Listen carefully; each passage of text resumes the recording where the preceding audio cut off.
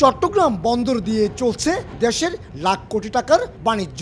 শিল্পের কাঁচামাল থেকে শুরু করে যে কোনো পণ্য আমদানি খালাস নেওয়া পর্যন্ত সরকারি বাণিজ্যিক অন্তত 26টি প্রতিষ্ঠানের প্রত্যক্ষ ও পরোক্ষ সম্পৃক্ততা রয়েছে এখানে। ফলে নানা জটিলতায় আমদানি রপ্তানি বাণিজ্যের সৃষ্টি হয় দীর্ঘসূত্রিতা। ফ্রি ট্রেড জোন হয় তাহলে কিন্তু আমরা অনায়াসে আমরা ইম্পোর্টগুলা ইজিলি আমরা খালাস করতে পারি। এবং আমাদের আপনি জানেন আমাদের আরএনজিটা কিন্তু একটা টাইম বাউন্ড একটা ইন্ডাস্ট্রি। এখানে আমরা খুব শর্ট টাইমে মালগুলো যদি আমরা ক্লিয়ার করতে পারি আমাদের প্রোডাকশন ফেসিলিটিটা তখন 2-1 দিন বাড়তে পারে। দেশের আমদানি রপ্তানি বাণিজ্যের অন্তত 93% সম্পন্ন হয় এ বন্দর দিয়ে। কিন্তু আমদানি পণ্য ছাড় করাতে কিংবা রপ্তানি পণ্য বিদেশে পাঠাতে গিয়ে নানামুখী জটিলতায় পড়তে হয় বন্দর ব্যবহারকারীদের।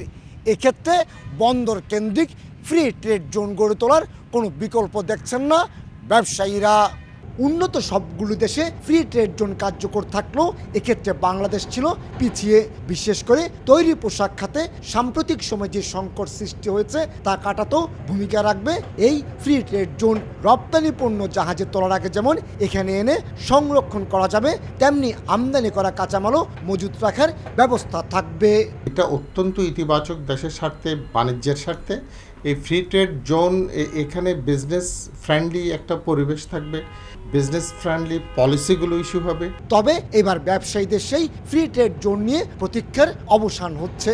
চলতি বছরই চট্টগ্রাম বন্দরে কার্যক্রম শুরু হবে বিশেষ এই জোনের। ফ্রি ট্রেড জোনের জন্য জায়গা বাছাই সহ ইতিমধ্যে সরকারি পর্যায়ে একটি শক্তিশালী কমিটিও গঠন করা হয়েছে বলে জানিয়েছেন চট্টগ্রাম বন্দরের চেয়ারম্যান।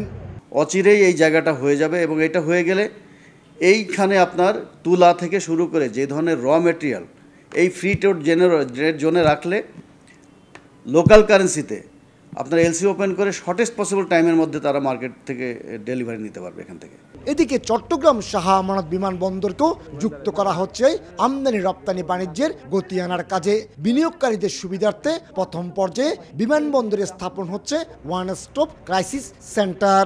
অত্যন্ত ব্যবসা বান্ধব এয়ারপোর্ট। আমাদের এখানে যদি কোনো বিদেশি যাত্রী যদি কোনো এসে কোনো ধরনের সাহায্য চায়, ব্যবসায়িক যাতে বিনিয়োগ করতে আসে, সে ব্যাপারে আমরা যথেষ্ট তৎপর। চট্টগ্রাম বন্দর বছরে 32 লাখ কন্টেনারের পাশাপাশি 12 কোটি মেট্রিক টন কার্গো পণ্য হ্যান্ডেলিং করছে। কমল দে, সময় সংবাদ, চট্টগ্রাম।